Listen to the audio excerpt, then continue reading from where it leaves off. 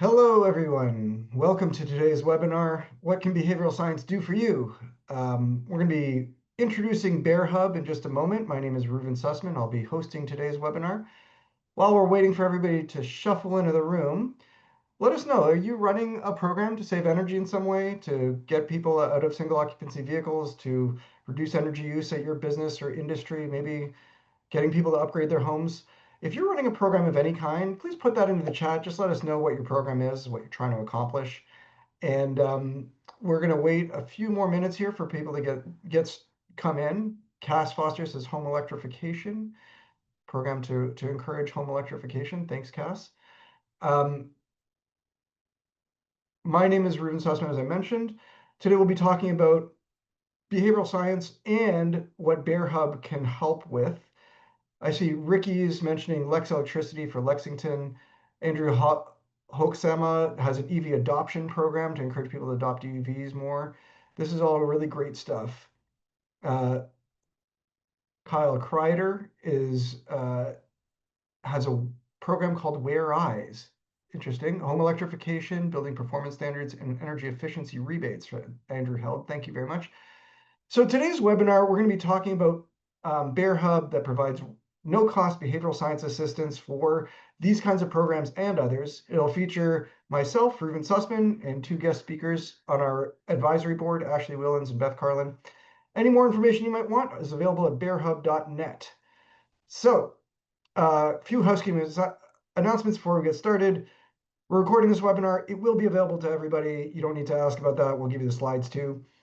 To ask questions at any time during the webinar, put them into the Q&A button using the button at the bottom of your screen. You can upvote the ones you think are really great. And you can also chat with folks via the chat button. We'll be monitoring the Q&A and the chat. And Grace Llewellyn will be online later to moderate Q&A. Let's get started. What is Bear Hub? And why are there no bears? I hope you weren't expecting that, because otherwise you might be disappointed. So Bear Hub is about behavior, energy, action, and research. We boost programs through a focus on measurable behavior. We focus exclusively on energy programs and their challenges. Now, that could be energy in buildings, industry, or in transportation, getting people to, let's say, drive less or adopt EVs. Action, we help programs influence concrete actions to achieve real results, and that's human behavior. And we recommend strategies grounded in behavioral science research. So, Bear Hub. Bear Hub provides free behavioral science expertise and recommendations for transportation, buildings, and industry. So we can do things like make recommendations for how to design your program. We can help with outreach and marketing strategies if that's what you're needing. We recommend low or no cost intervention strategies that are easy to implement. We work around, what you are able to implement and what you have budget for. We provide guidance and support through implementation to ensure success. So we don't just give you an idea and say, go ahead and do it. We actually meet with you regularly to help you implement that idea. Now, I want to mention that Bear Hub is an initiative from ACEEE's Behavior Health and Human Dimensions program, pardon me. And it's generously funded by the Arthur Vining Davis Foundation. So thank you very much to that group for helping making this possible.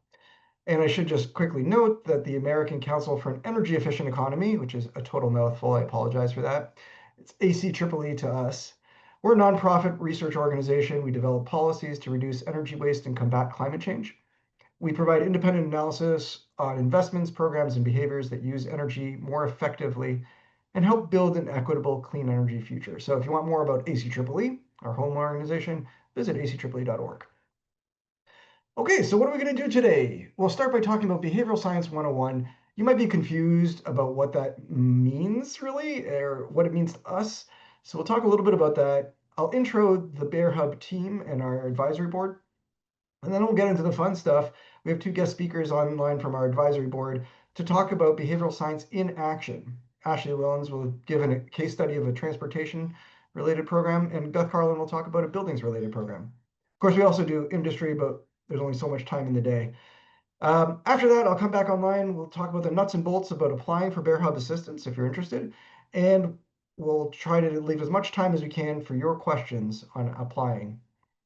So let's do this. Stand back. I'll use science, behavioral science, that is.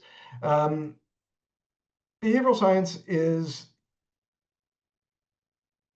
a method of trying to encourage voluntary behavior. Now, when I first got into this in 2016, entered this space, a lot of people told me, the way to get people to change behavior is you implement a law, a code, a standard, a mandate, and then everybody will just do it.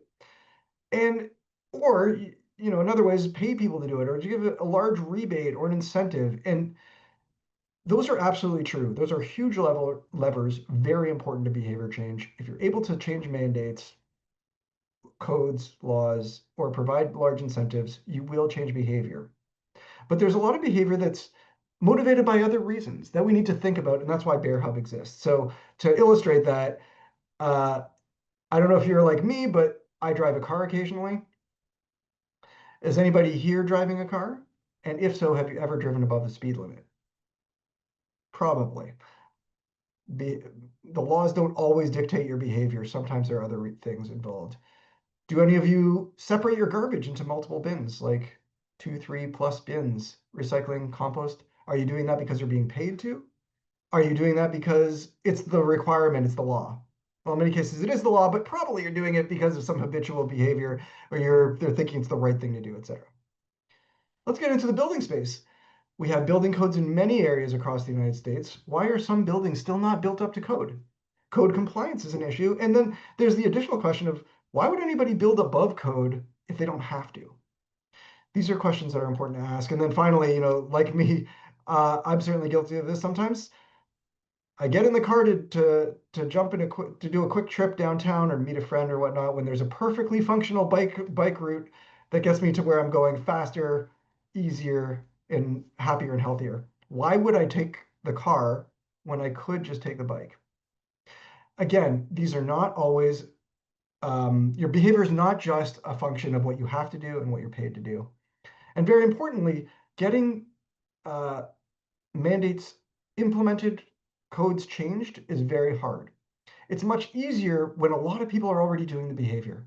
It's easier to legislate a code when a lot of people are already building up to that code. So this is what I'm making the case for, is that voluntary behavior is also important, which is why Bear Hub exists. Okay, so what do we do here? We use a human-centered perspective. It's a little bit different than what is traditionally done with programs to get people to change. We ask questions like, who are we trying to reach? Who's the target audience for the change, and what are we specifically trying to get them to do? And once you have that person and you're thinking about what that person is going to do, then you can start asking questions like, why are they not doing it? Or what would make them do it? And then what levers of change do we have that can be pulled to encourage the desired behavior? Can we implement a law? Can we provide an incentive? What communication channels do we have? Where do people get their information? That kind of thing. How can we measure the change and know if it's working? That's a big piece of what behavioral scientists bring to the table. So what we do is we use a social science approach. We apply insights that we've learned through many years of education in psychology, behavioral economics, and other related fields. We test evidence-based strategies. We observe and measure behavior change using a systematic approach. And we evaluate impact. And this Bear Hub is not going to provide an evaluation, but we will set you up for success for your own evaluation and point you to people and organizations that might be able to help. So it's very much a science, and that's why we call it behavioral science. So we have a 5-step process for tackling behavior related challenges. A lot of places have great processes. We've adopted this one that we think is pretty generic. It follows a lot of what other programs do. Step 1, identify a specific audience and behavior to change. Once you've done that specifically as you can, then you're in a good place to be able to do step 2, identifying the barriers to and benefits of the behavior. Why do people not do it, and what would encourage them to do it? And then we get to step 3, which is kind of the fun part, the part where our staff and advisory board get to exercise their expertise, and that's brainstorming and prioritizing behavior change strategies. Then we help you, by meeting regularly and talking through it, implement these behavior change strategies. And finally, evaluating the program and iterating to improve, we will create a situation where your program can be evaluated systematically. But in the 4 to 6 months that we have with you, we likely will not be able to do a full-scale evaluation of your program. But we can point you to places that can and work within your budget. So, Bear Hub, bring your challenges, we'll help solve them. Let's get to who we are. Who are Behavior Hub? On the staff level, it's myself, Reuben Sussman. I direct the Behavior Health and Human Dimensions program at ACEEE. I've been here since 2016, and I've been working on behavior change challenges since then, mostly doing research, but also doing some application. Grace has joined us. I should say I have a PhD in social and environmental psychology. Grace has joined us 2 years ago. She has a master's in decision science, and she's integral to making Bear Hub work and helping solve problems as well. Grace will come online later to help moderate Q&A for us. All right, and then we have the Bear Hub Advisory Board, our crack team of behavioral scientists with expertise in various domains. Ashley Willens, who you'll hear from later in this webinar, our transportation expert. Lauren Cheatham, working at Roblox, an expert in user experience, as well as doing extensive studies in persuasion messaging. Katie Cowan, an expert in industrial decision-making and changing culture within industry and businesses. Beth Carlin, who you'll hear from later today, an expert across the board, but especially in buildings, encouraging people to upgrade, working with commercial or residential buildings, messaging studies, design, all kinds of things. And finally, Nicole Sintov, a lot of expertise in human technology interaction, decision-making within the home, and working with sort of taking a person-centric approach to energy decisions at home. And all of the folks here, I think, are online with us now. So if you have questions for any of them, or if they can help, they can chime in the chat. So now I'm going to turn it over to Ashley Willens, who's going to give us a case study kind of relevant to the kind of stuff we can do here with Bear Hub. So Ashley, if you can come online and share your screen, folks would love to hear from you with your experience changing behavior in one transportation domain. Great. Thanks so much for having me today. So I'm an associate professor at the Harvard Business School and a social psychologist by training.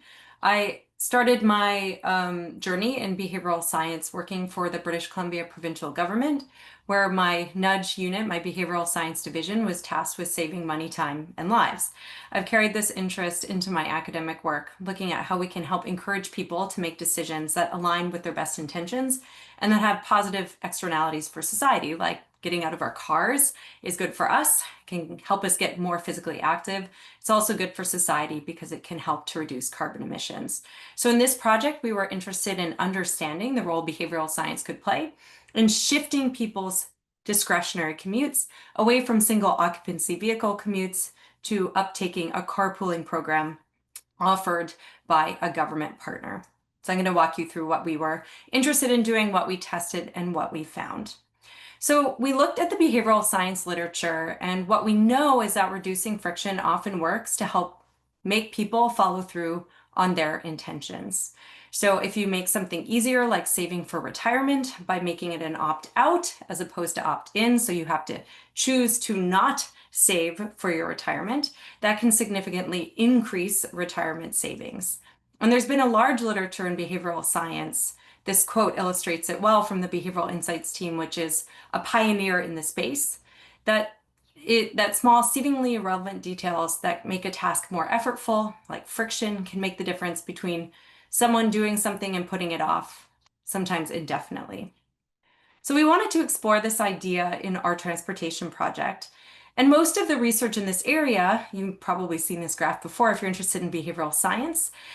This is the difference between organ donors in countries where you have to opt in and say that you want to donate your organs, and in countries where organ donation is opt out. So we can see that this is an effective behavior change strategy that helps people help others by donating their organs with minimal effort. So making this behavior easy, making organ donation easy is a significant driver of organ donation behavior. Yet there's some reason to believe that reducing friction might not always be the best strategy. So in retirement savings or organ donation, some of the examples I've already mentioned, a lot of these behaviors are one and done. You don't have to exert persistent effort to continue to engage in a behavior that you care about. But there's many behaviors like sustainable transportation or getting out of our car for that discretionary trip and onto our bikes or into a carpool that involve persistent effort over time. And there's reason to believe in the behavioral science literature that for sustained behavioral effort, simplicity, making things easy, making things the default might not be enough to move the needle. There's research suggesting that sometimes making people do more upfront could make them care more and pay more attention. And so this would flip this idea on its head that we always want to be making the choice that we're trying to encourage, the easiest choice, and sometimes positive friction might be a lever for behavior change. We explored this behavior looking at carpooling. So we were interested in this because transportation contributes to carbon emissions and is costly. I'm not going to go over all of these statistics on the slide, but we know that the way that we commute on an everyday basis can contribute to greenhouse gases and carbon emissions, that in the US, there's a high percentage, almost all workers commute predominantly by car, and most of those drive to work by themselves. And as a happiness and subjective well-being researcher, we also know that time spent socializing and exercising are good for happiness. And so carpooling is one of these nice behaviors that has effects on the environment and also potentially positive effects for the user themselves. So we worked with the Oregon Department of Transportation to run a field experiment. So we picked a behavior that we were interested in, which is logging more carpool trips using the Get There platform. I'll show that to you in a second. And we had two conditions. One is a more effort condition. So in this condition, participants had to create a new account. They had to go through more steps in order to sign up for this refreshed platform. So this, and in the less effort condition, they simply had to reset their password and their account was pre-created. So in the more effort condition, they had to go through more steps in order to sign up for this platform that would allow them to log carpool trips using a Get There platform, which incentivizes and rewards employees in Oregon to engage in carpooling. And in the less effort condition, the steps were simpler. Now, it's key that participants hadn't used the old platform in 6+ months, so this was a test of reactivation. And from a behavioral barriers, behavioral map perspective, we wanted to try friction in this context because this was already an engaged group of individuals. So this 25,000 person mailing list that you see on the screen were people who had used the old version of the Get There platform. And as the platform was migrating to a new platform, the ODOT was interested in re-engaging these employees. And we thought that one way to do that might be to add a little bit of friction, get people to pay attention, to think about that decision a little bit more when they were switching from the old version of the platform to the new one at this critical window. And so we thought, well, this is already an engaged group of individuals. We want to make carpooling more top of mind for them. And so this might be a particularly interesting place to test whether friction can encourage follow through. The Get There platform is available to everyone who lives or works in the state of Oregon and is incentivized by major employers. You can see what it looks like. Trips are logged by employees. And our key to behavioral outcomes, to go with what Reuven was saying about the importance of measurement, was platform signups, logins, trips taken, and miles driven. And of course, we're really interested in these downstream behavioral outcomes of trips taken and miles driven. And we were able to track through the Get There platform for 8 months. And we were only disrupted because COVID actually disrupted transportation behaviors toward the end of our study. Otherwise, we would have kept the study going. What we found is that this participant pool that were randomized into receiving an email that required the sign-up process to be more effortful versus less effortful. Over the course of our study, they took about 9,000 trips in total. And the more effort condition increased their trips by about 18% more as compared to the less effort condition. So this was even in accounting for individuals who did not sign up for the platform at all. So you might be wondering whether the more effort condition did decrease signups. We did see a slight decrease in signups in the more effort condition, as you might expect. People who were never going to use this were even more dissuaded from signing up for the program if the steps were more effortful. But most importantly for us, we saw an 18% increase in trips, even accounting for people who were screened out initially. Now, we see some tentative evidence and some follow-up survey data that adding more effort into the process increased the perception of the value of the service for users. This signaled to them that it must be worth it. It also probably provided an intentional reminder to actually follow through and sign up for this new platform, just making it a little bit more effortful, served as a salient reminder of engaging in that harder behavior later on. And subsequent survey data also suggests that this was true, particularly for people with longer commutes who might benefit the most, and for those who are least likely to see themselves as carpoolers, so they weren't the kind of people who would have maybe necessarily done this anyways. So you might want to consider adding friction if you need sustained engagement, that users need to and are able to feel committed, maybe because of a past commitment, and that the behavior isn't set and forget. And you might want to consider removing friction if barriers could create inequality or the population includes vulnerable groups whereby that friction might be negative as opposed to positive. But we want to argue that from a behavioral perspective, in the right context, friction might be an effective commitment device that often goes overlooked in the behavioral literature. And so this is just my funding and also the practitioner partners on the project. I think I have 1 minute for questions. Thanks, Ashley. I'm checking the chat now. I'm not really seeing anything specific for you to clarify. But if anybody does have any questions, be sure to drop them in the Q&A function if you can. That makes it a little easier for us to ask and make sure everyone's question gets addressed. Anything else, or should we see what Beth has to share? I think we can, so this is the time to ask questions about that specific intervention. If you want to ask about Bear Hub, there'll be plenty of time at the end of the webinar. So it looks like we have one question here.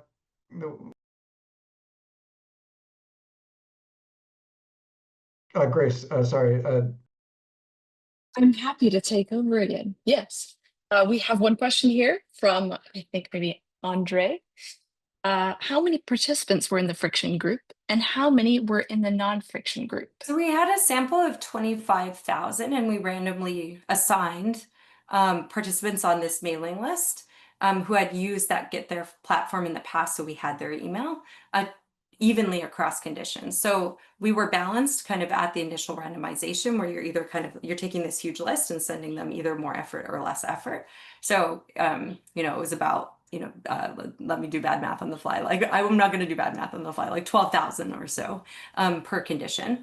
But I think an interesting question that's also coming up in the chat is just the drop off. So we did have attrition, which is, again, it's important to think about, right? So you basically are losing some participants on stage 1 of signing up. And we kind of think that those are the complacents, right? Those are people who are never going to do it anyway, regardless of the communication. Maybe they'd moved, maybe their life circumstance had changed. And what we think is driving the effects on the friction condition are basically activating the people who are kind of wanting to do it, but might not have followed through anyways. And so we have about a 10 to 15% loss of signups that's recovered by this 18% increase in trips that's persistent across the 8-month window. So that's what's really interesting to us, is that it's very hard to get persistent behavior change. And we see that we don't have a clear window into exactly what's happening, but our thought process is that people do it once. It's a good platform, a good opportunity, and then they continue to do it. And so the intervention is catalyzing that initial behavior, which then in turn is building on itself over time. Great. And there's one other question, if you don't mind, I'll take, which is just kind of, if you can hit it. So this is interesting and something we've been thinking about as we've been writing up the paper. We think that good friction is goal relevant. That's going to help people follow through with their behavior. And so it's like about the service that you're providing. It seems that it's like helpful, right? This was a sign up page to make your experience better, to migrate you to a new platform. That's a version in our minds of positive friction. But you could imagine bad friction being waiting with no sense of why, some uncertainty. You feel like someone's maliciously wasting your time. It thwarts your ability to complete a goal. That could potentially be in a bad friction camp. And so we want to do more studies on this. I think this is an important area. But for right now, we think goal relevant, clearly in service of making the program better. Fantastic. Thank you. Let's move on to Beth. All right. Let's see. How does that look? Oh, my video went off. There we go. Do you see me and my slides now? Indeed, we do. Fantastic. That's the hardest part for me of every talk is the technology. Okay, so that was awesome, Ashley. I feel like I have like 10 more follow-up questions and would love to continue talking about friction. And I'm going to give another case study of a similar type of advising that that we did in the energy sector. So of course, can I click? There we go. So I'm with Sea Change. We are a small behavioral science firm that does work primarily, but not exclusively, in energy and climate change. But we work at kind of the nexus of environmental and human health equity, and we do research, strategy, design, and evaluation. As well as some training and capacity building. So we've been very fortunate for the past 6 years to be doing something really similar to what the Bear Hub is offering. Calpine Energy Solutions has been funding us as a value-added service to provide similar behavioral advising just to CCAs in the state of California, just to Calpine Energy clients. So this is a case study of one of many similar projects that we've done where, really similar to Bear, somebody calls in and just says, I have a question. Can behavioral science help? And we talk to them and go, let's see if it will. And we kind of throw out ideas and then see if we can improve something that's currently being done. So this was San Jose Clean Energy. As a result of the COVID pandemic, many customers were behind on bills, and they were reaching that point where it was time to start charging again, where the moratorium on disconnection was lifted, and they really wanted to help people keep the lights on. They were like, people are having a really hard time. This was 22, 23. We don't want to add to anything. And we know that at a certain point, Pacific Gas and Electric, who still provided electricity, would cut off power, and they wanted to do anything they could to prevent disconnection, help people become aware of bill assistance programs, and just the importance of making even a partial payment. So thinking about the target audience were these customers, anyone who was late on paying their bills and late enough that they might be getting close to disconnection. And there were multiple target behaviors. They could make a full or partial payment. They could enroll in a payment plan. And in addition, they could sign up for payment assistance. And those first two bullets would stop the disconnection process, a full or partial payment or enrollment in a plan. And while we did not conduct any primary research, we identified very clear benefits to keeping the lights on, right? To not being disconnected, reduce stress, financial support. If they got on a payment plan, it might help them not only in the immediate moment, but into the future. And with potential barriers, including customers may be unaware of options. They'd been going a long time, some of them, without paying a bill. So they just got out of the habit. They may be too busy or overwhelmed, especially if that bill had really jumped up because of how long it had been, where some customers weren't paying, and they might not have the ability or the money to make even a partial payment, or they might not know that partial payments were available to them. So what we did was I thought that was going to animate in. So there we go. So we did what we call a behavioral audit of several of their materials. I'm just going to share two.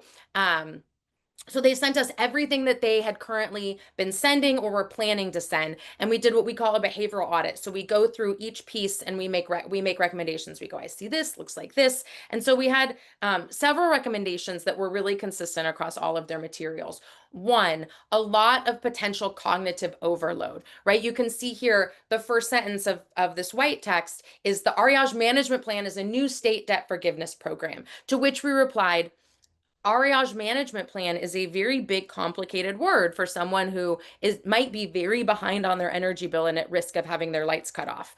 The reply from some folks on the team were, that's what it's called. As a behavioral scientist, my response to that was, I don't care. How do we communicate in the language and the voice of the customer, right? There's also some confusing messaging. CCAs are so complicated because they're billing and they're managing procurement and programs, but the energy is still being provided by the investor-owned utility. So there's some confusion potentially around San Jose versus PG&E and who the messenger is and who controls what part of the program. And then potentially, because of the overwhelm, we suggested adding some text to suggest this is easy, call us, we'll help you, something like that. The second one I'm going to share is the one that we ended up working with them. So what we did was we audited, I believe, 5 pieces of content, and then we picked one to actually work with them to reshape and then put out in market and A/B test. So we went with this letter. And you can see kind of our recommendations as well as how we used what we did with them from the, always bad with from the left to the right. There we go. From the first one to the second one. So our first recommendation, add personalization. Consider adding, instead of having a PG&E account number at the top, maybe a name. A lot of people relate to their name more than numbers that represent them, right? Establish trust. I talked about that confusion. So we identified here a little paragraph to say, hey, we're San Jose Clean Energy. Here's who we are and here's what we do and how we work with PG&E. Convey urgency, right? We have this big red piece that you don't see anywhere on this side. Your electricity bill is now 90 days overdue. We suggested streamlining and cleaning up the layout to really strengthen these calls to action so that instead of saying, here, there are many programs to help you, we said, you have choices, take the following steps now. First, make a payment or set up a plan because that will stop the disconnection process. And then step 2, first and foremost, keep the lights on. Step 2, identify, get help, see if you can get help, right? And then finally, just overall across all of the comms, really simplifying that language. We ran flesh reading ease scores and found that they were all a little higher than we were, than is generally recommended.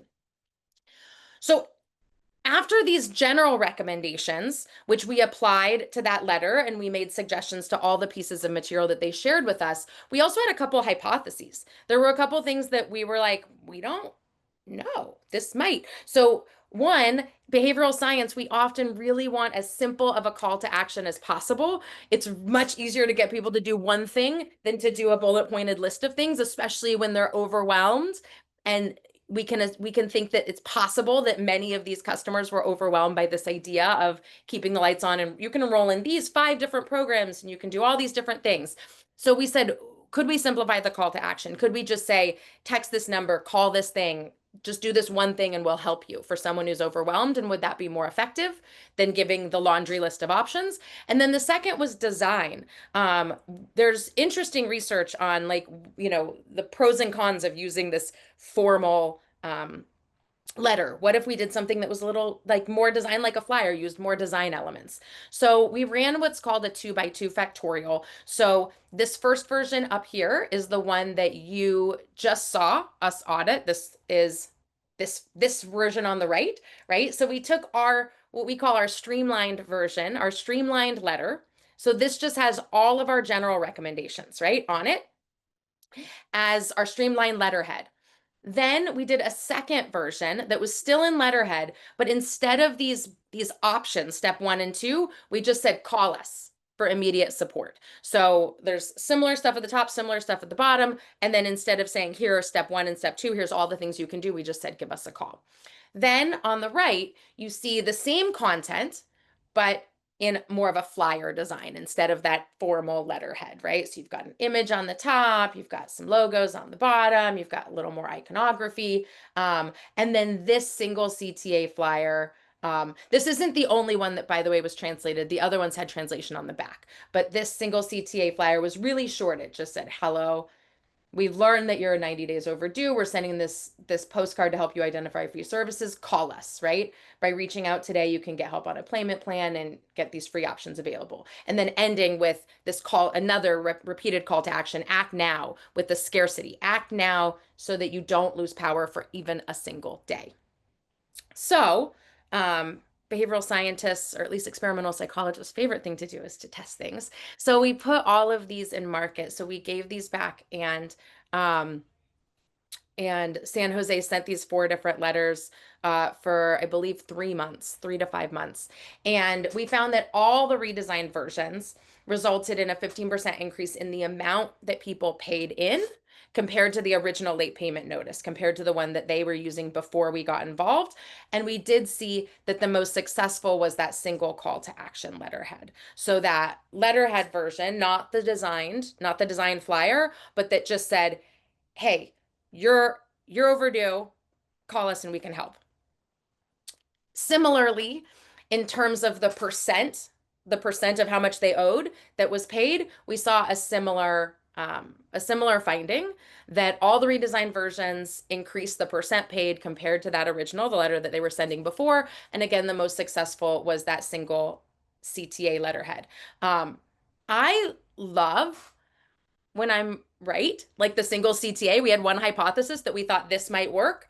And I also love when I'm wrong. This is why I love doing experiments, and I love sharing findings where every single version, so our general recommendations all outperformed, right? The baseline, the letter that they came in with. But one of our 2 hypotheses didn't. We thought, let's try out a flyer. And there's actually research that some of Ashley's colleagues at Harvard have done on the formality effect. If you're interested, you could look up Harvard, the formality effect, that found it depends on the messenger. So when something's coming from a government agency, it seems that that formal letterhead is more effective. When something's coming from an organization that's seen more as an NGO or a helping organization, that design may work a little bit better. So we learned. And if we weren't able to individually test those hypotheses, we would just know that overall everything we did was better than the version before. But being able to A/B test in this way, we were able to not only help San Jose improve their late payment notices, but we were able to elevate our understanding about things like single versus multiple CTAs, as well as the formality effect, letterhead versus design version. So this, I think, is a great example of the type of work that we might be able to do, I think, Reuven, with the Bear Hub. And with that, I will get back to the hard part, which is stop sharing my screen. There we go. Fantastic. Thank you, Beth. I always love hearing you talk. Every presentation you give is a delight. And we do have some questions. The crowd did a great job this time. They were ready. We've got a question from Lisa, which just moved up. Hold on one second, gotta scroll. Did you consider differentiating from junk mail, spam, and phishing scams in your design to build more trust? So that's actually, and I see that that someone else was talking about that. I mean, that's why people think the formality effect might work. It was still coming from San Jose Clean Energy. The design was meant to look, and I will say, we're not a design firm, we're behavioral scientists, so their in-house designers designed them. We were just playing with this idea because they said, do we think if we make it more creatively designed, will it work better? And I said, there's research that suggests yes, and there's some very new research that suggests no. Let's go out and test it. So this was designed by in-house designers to match the look and feel of San Jose Clean Energy's Gotcha. content. And again, I think it's really interesting that we found that didn't work, that maybe they are seen as a government agency and not a helping organization. So I think there's a lot more work that can be done, because we all want everything to look cleaner and designed. And the thought that a letterhead would work better goes against some of our aesthetics, but it does seem that it's like this. And it might be also the seriousness of disconnection. I'm not going to say that if you're trying to enroll people in an electrification program, that formality effect will be as strong, right? This is a place where you really want to hear from that formal government organ, where you're late and you need to pay. So I would love for us to retest this in something that isn't quite so existential to the household, right? Like a program. Yeah. Yeah. And one more clarifying question before we move on. Was the original LPN in circulation at the same time as the test materials coming from Andrew Held?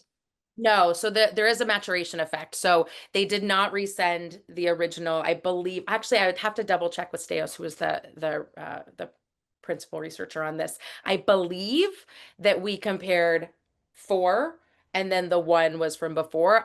I can double check on that and see if all 5 went out at the same time. But I believe what we did, so there was a maturation effect. I believe that we compared to baseline, like for a 2x2 experiment, and then compared it to the period before in which that original letter was sent. Mhm. Great. Well, thank you for answering those questions. Uh, Loved the presentation again. And I think, Ruben, it's your turn to come back on and tell everybody a little bit more about how to apply. Great. Thank you, Grace, and thank you so much, Ashley and Beth. We are so privileged to have these fantastic folks on our advisory board at Bear Hub. And I think what really comes through in these 2 case studies is the idea that sometimes we don't know what we're going to get. And so we test it in a systematic way and evaluate it.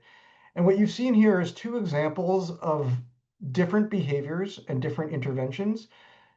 There are so many different types of interventions that we could design and think about, so many different ways of implementing and testing that we can't show everything here. Obviously, we didn't get into industrial decision making, but that is certainly on offer through Bear Hub. This just gives you a flavor and idea of the kind of work that we can help with. So let's get into, for those who are interested, if you want to apply, like the nuts and bolts. All right, so first of all, remember the website, bearhub.net. We'll share it in the chat. This is how you would apply if you were interested. Step 1, submit an intake form. It's 30 minutes, so it's not 0 effort, but it's not too hard. And if you're not sure if you want to apply or if it's relevant, I would encourage you to submit one. We will select folks to interview after that. If you're selected, then we'll ask you to do a pre-interview form. It's basically the questions that we'll talk about during the interview, but it helps us sort of streamline the interview itself.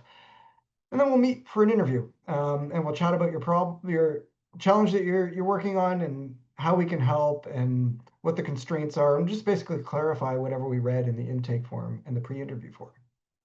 After that, we will select the group of folks that we'll provide technical assistance for. And for that group, we'll give ongoing technical assistance, meeting regularly, and helping to implement the solution. Just so you know, though, no applicant leaves up empty-handed. If you go through the effort of submitting an application, everyone will receive some behavioral science resources from us to help you along your journey in behavioral science. And if you had an intake and we could not provide assistance, we'll still give you feedback on everything you sent us, and we'll give you some tailored recommendations. We just won't be able to hold your hand through the process of implementing. Unfortunately, we do have finite resources and we can't help everybody. So who should apply? There's 2 basic criteria. They're pretty straightforward. Number 1, you have to have a program. So it has to be a program you're running to save energy in the US. It could be in buildings, it could be in transportation, or it could be in industry. So just about anything. And you could be actively running it. It could be going for several months or a year, or you could just be planning it right now and you're launching it in a little while. Both of those are fine.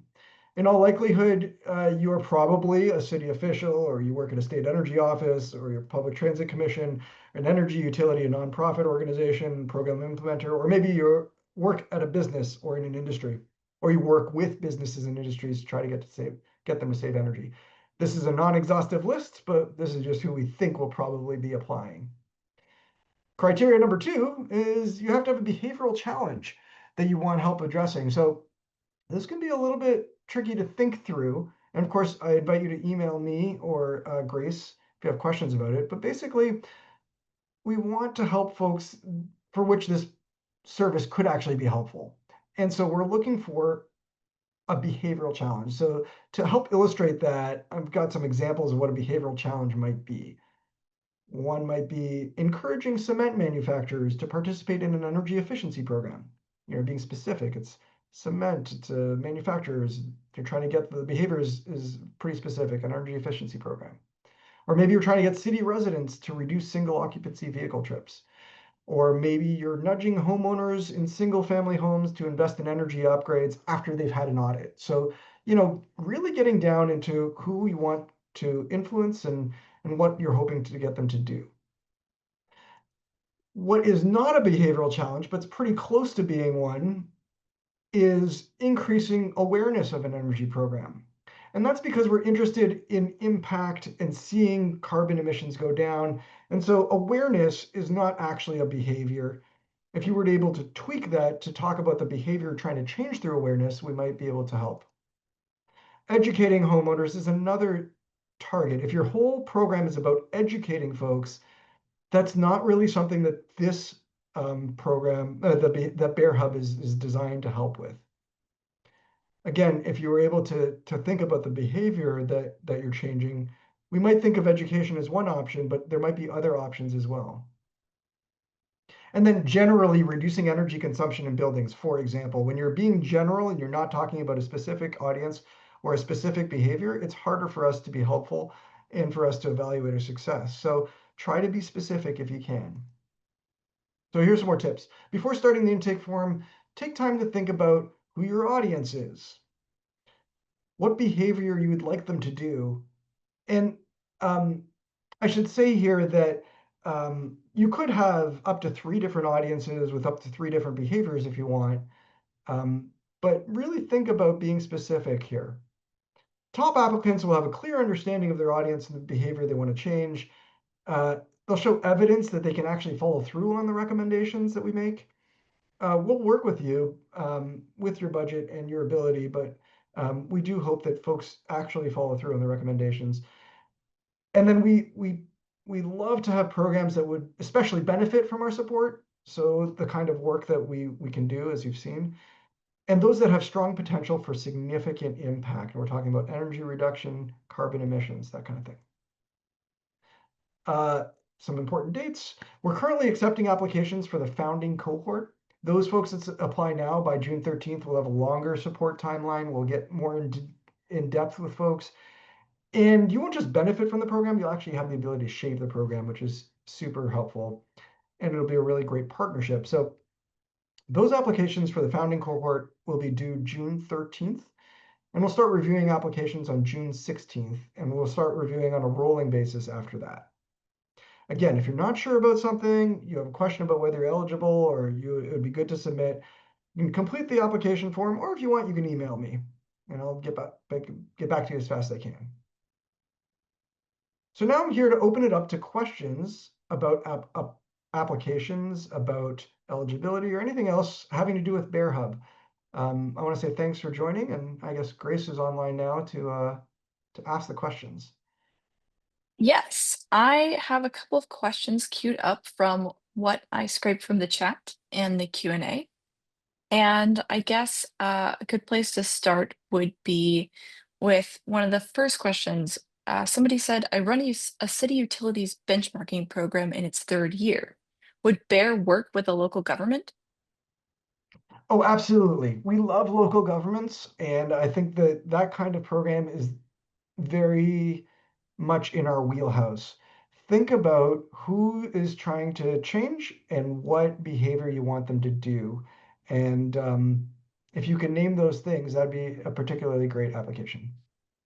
And can a university apply? Yeah, universities are open to apply, especially if we're talking about large, campus-wide initiatives that can have significant impact. But yeah, I think a campus sustainability office would be great to work with. There's a lot of interventions that work on campuses that may not work in other environments. And so we have experience with those. So yeah. On the idea of what kinds of programs would be eligible, someone asks, by program, does a pilot project count? The research project will last a year and it's funded by DOE for this limited time. Okay, yeah, pilots are certainly eligible. We would be interested in impact. So, um, larger pilots are higher priority for us, but absolutely, a pilot project is great. If the goal is to save energy, And in order to reduce carbon emissions, that is perfectly fine. We'd love to have that application, yeah.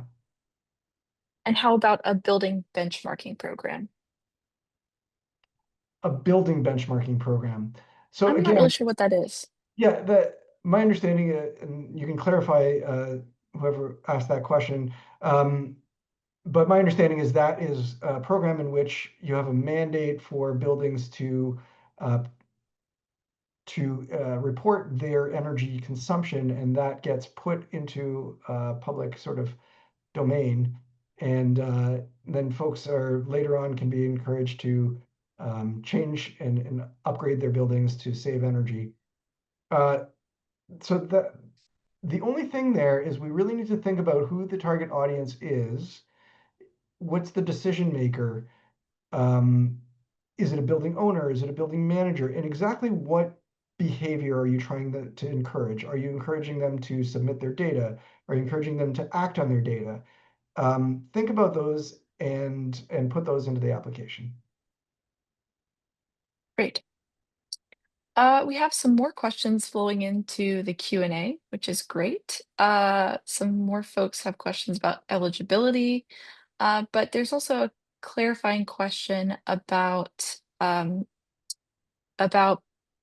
many applicants do we think we'll be able to support and over what timeline? As in, how long are you planning to offer Beer Hub? Right. We don't know exactly how many folks we'll be able to support at this point. Um,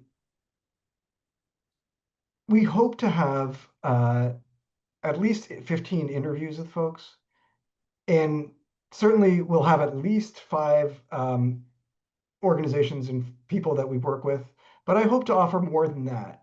Every organization or person that receives support will be connected with one of our advisors.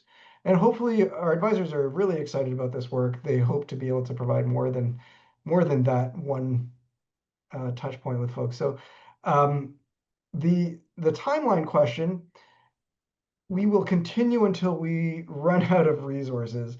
Uh, the whole currently Bear Hub is slated to go through middle of next year, 2026, but we hope to be able to provide it on an ongoing basis after that as well. So I wish I could provide more specificity there, but there's some things that we're still not entirely sure of. Great. Another practical sort of question. Do you have experience with donation agreements for local governments? Sometimes this kind of assistance might constitute time as services rendered to a government, and to participate, lawyers might require a donation agreement to be executed. Is this something that can be accommodated? Yes, we can accommodate that. There are some technical things that we'll have to talk about exactly what is required and when, but I have provided those through ACEEE's Behavior and Health Program. Bear Hub has not provided those, but I am familiar with the procedure. So let's talk a little bit more offline about those kinds of agreements. In the past, it has not stood in our way. So yeah. Great, great. There are a lot of really interesting questions in here. I'm trying to avoid looking at ones that would just make for a great conversation. If anybody wants to respond to those directly, we might send some emails to you following this. Um, Kathleen Brady asks, do you give preference to programs with behavior change that is free, like using an online benchmarking tool to get an energy score, versus cost, subscribing to a building audit tool to get specific energy improvement recommendations for a fee? No, we do not discriminate uh, on that criteria. We just are looking for maximum impact. So there's, as we just learned, sometimes asking somebody for a small payment makes it more likely they'll follow through. We will take a look at every application and think about which one has the most impact. Like I said, I hope to help everybody, and we'll take on as many projects as we can. But when it comes down to it, we do need to look at impact most. So certainly, I mean, we'll help also a private corporation or business if we think it's going to have high impact. This is our industrial section of the project. Any industries or large commercial providers or whatnot, they could be good candidates for this. So we're not looking to discriminate on whether it's public or private, but simply on impact first. Yeah. Yeah.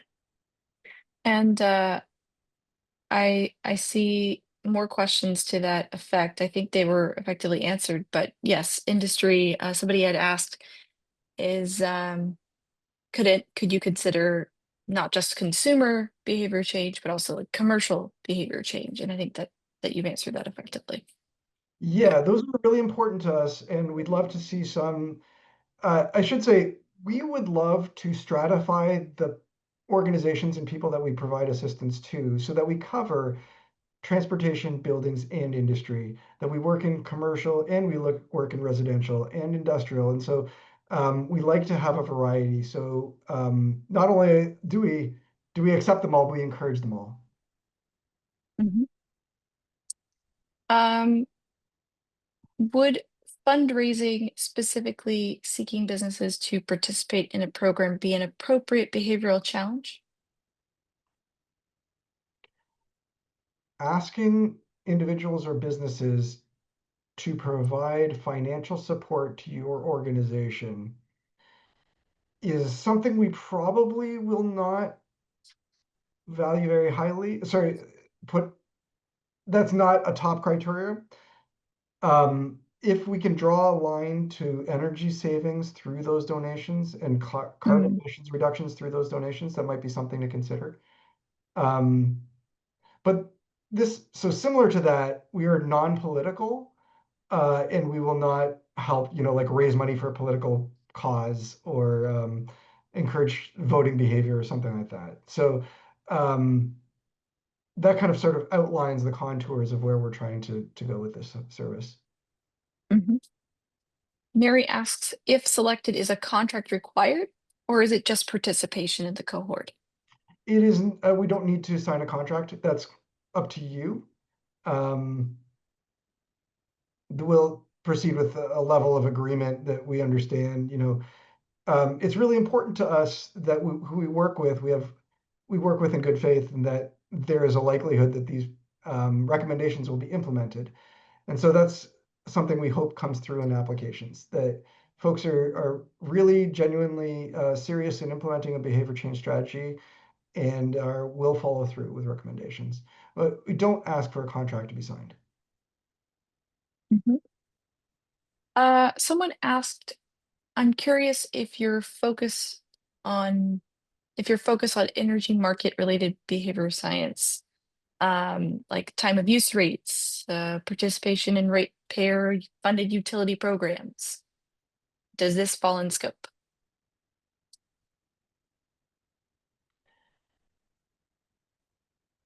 Okay. Encouraging someone to participate in a time of use rate to the degree that that is a climate action, we could consider it. Uh, so that might, if it's in the service of encouraging electrification, that has a carbon impact, we might consider it. Encouraging users, in a broader sense, encouraging utility customers to participate in programs is absolutely within the purview of this program, the Bear Hub, and we would love to help folks with that. That said, we want to be able to show that through participation in this program, we've reduced energy consumption, we've reduced carbon emissions, and that kind of thing. Mhm. And I know we're getting close to time, but I just can't resist. There's a question in the Q&A. It's just really interesting, and I think it'd be nice to hear your thoughts. Guy asks, I have a question. How might Bear Hub be involved to support utilities if Energy Star is indeed stood down? Energy Star is a valuable mechanism to influence consumer behavior. Uh, And I guess the guy's wondering what happens if it goes. What can we do? Oh, well, that is a larger question. I do think that we can help with designing labels, with designing messages to encourage consumers to change. Without Energy Star labeling, we can't do all the behind the scenes. So Star is important because there's a lot of research that goes into creating the labels and assigning who gets Energy Star status. Unfortunately, Bear Hub is not equipped to do that. But we can help if you know the energy efficiency ratings and you want to encourage customers or utility program participants to adopt certain technologies. We can help encourage the adoption of those technologies. Labeling is one method, but there are other methods as well. And so those are challenges we've worked on, and we would love to work on more. Mhm. Great. So I guess, should we wrap it up? It's 4. Okay, guys. I just wanted to say thank you very much for joining today's webinar. If you have any questions or you're not sure about anything, send me a message. Visit bearhub.net for more information.